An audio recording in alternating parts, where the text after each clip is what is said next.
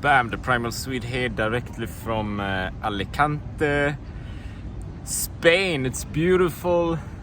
It's beautiful weather. It's 25. Actually, it's like 30 degrees in the evening. It's mid-October. I can't even believe how hot it actually is. Just wanted to give you kind of a quick report, or maybe even a book review. I'm trying something new, right? So I just finished, maybe you saw it, I posted some stories about this book, right? Maybe it's mirrored on the video, but it's Ed Stafford Walking the Amazon, 860 Days, The Impossible Task, The Incredible Journey, King of the Jungle, The Rip-Roaring Story of the First Man to Walk Amazon.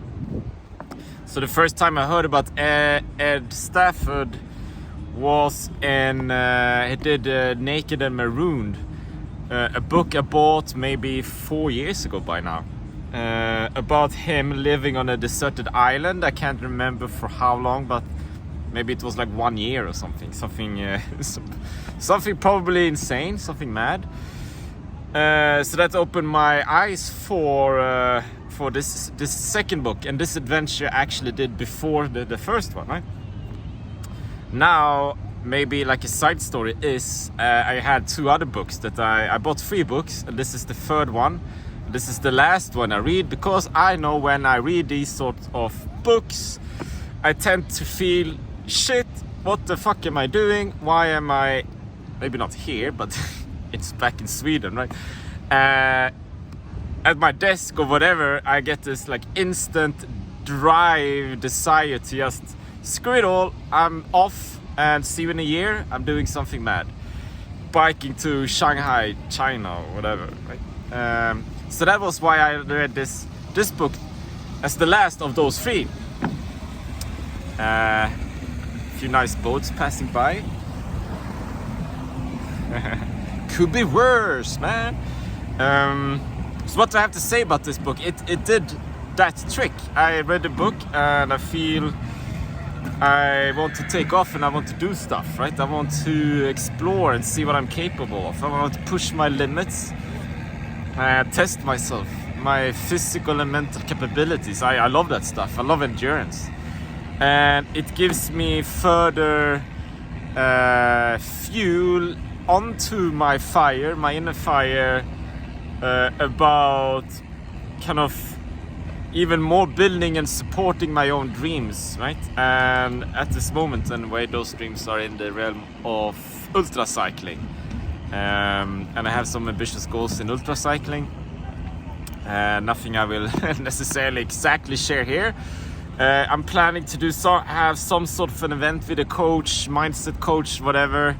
Maybe that is a Zoom, which I can record and just ask about how the fucking hell do you actually set goals, and how do you actually achieve those goals?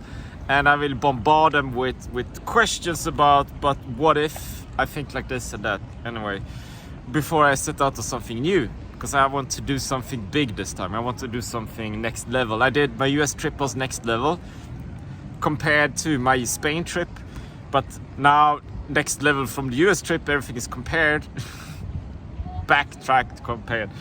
I want to aim even higher, right? So I have some ideas, but it's like, what about this book then? It's a gripping story, you know. I kind of like this the way of writing which Ed is doing. It's brutal, it's raw, it's transparent, it's honest.